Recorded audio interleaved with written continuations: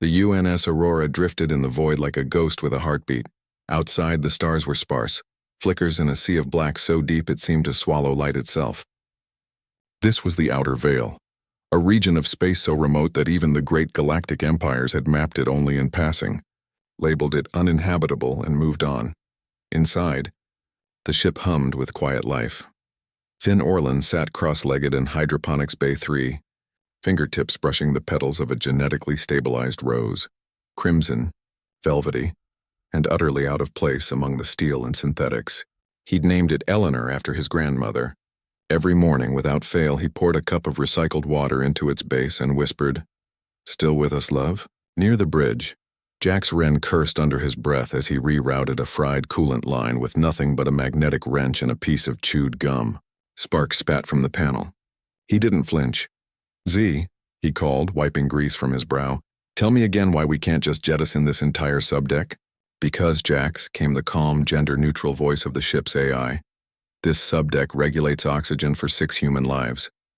Also, Finn would cry. "And I've only recently learned that human tears corrode deck plating." Jax snorted. "Priorities, huh?" In the med bay, Lieutenant Cora Tanis ran diagnostics on her pulse rifle. Whisper. The weapon's soft blue glow reflected in her dark eyes. She checked the ammo count again. Old habits.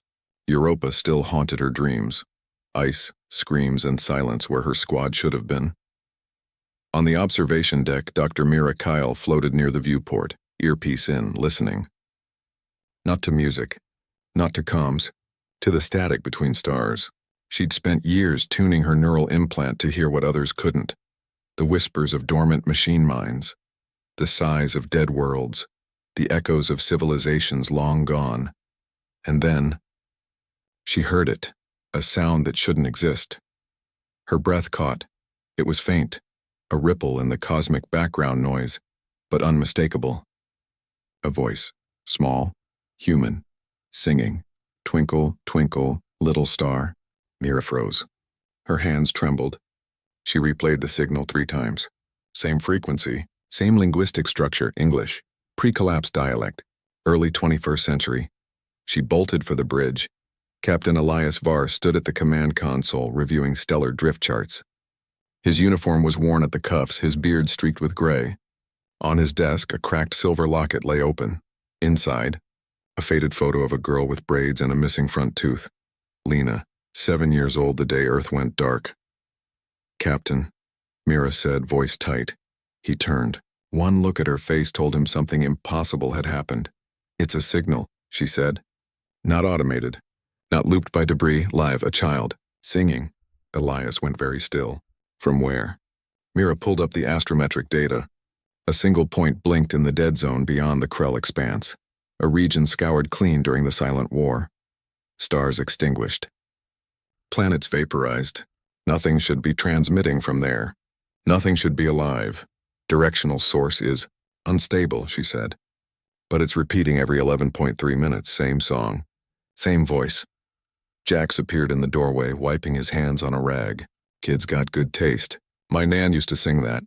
"This isn't a joke, Jax," Cora said, stepping in behind him, arms crossed. "No," Elias said quietly. "It's not." He walked to the main view screen. The static hissed softly through the speakers, mostly white noise, but underneath, there it was. Sweet. Fragile. Human. Z's voice filled the room.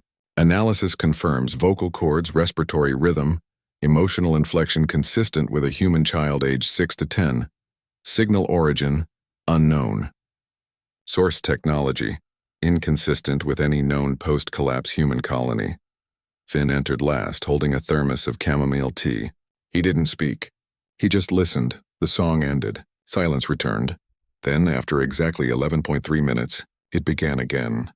"How I wonder what you are." Cora's jaw tightened. "It's a trap, has to be. Someone's luring survivors. Or someone's calling for help," Jax countered. Mira shook her head. "If it's a trap, it's an incredibly inefficient one. Why use a nursery rhyme? Why mimic Earth culture so precisely?" Elias stared at the locket on his desk. "Lena used to sing that song when she was scared. What if it's real?" Finn asked softly. "What if there's another one out there?" The room fell silent. They'd been alone for 17 years. The last confirmed human vessel. The last voices speaking Earth languages. The last hands that remembered how to plant seeds, tell stories, cry at sunsets. The galactic census declared humanity extinct in 2470. Officially, irrevocably. But what if they were wrong? Z interrupted the silence. Captain, I have isolated a secondary layer in the transmission. Encrypted data, buried beneath the audio. Play it, Elias said. The speakers crackled. Then a burst of code, rapid and rhythmic. Mira's eyes widened. It's coordinates, she whispered, and a genetic marker. She ran it through the database. The result made her go pale. It matches no known human genome. But it's close, like a cousin species or a variant, Jax whistled. So not just a kid, a new kind of us? Or a weapon designed to look like one, Cora said, hand resting on Whisper's grip. Elias turned to his crew, the only family he had left. We vote, he said. We're not making this choice alone. One by one they spoke. Finn, we go. If there's even a chance, we owe it to them. Mira, knowledge demands investigation. Silence is complicity. Jax, I say we find out who's singing, and if it's real. Teach 'em better songs, Cora hesitated. Then, if it's a trap, I'll handle it. But if it's real, she looked away. Then someone's out there alone. Like we were. Elias nodded. He walked to the helm. Z, he said. Plot a course to the source. Maximum stealth. Shields at minimal emission. We don't broadcast our presence. Course plotted, Z replied.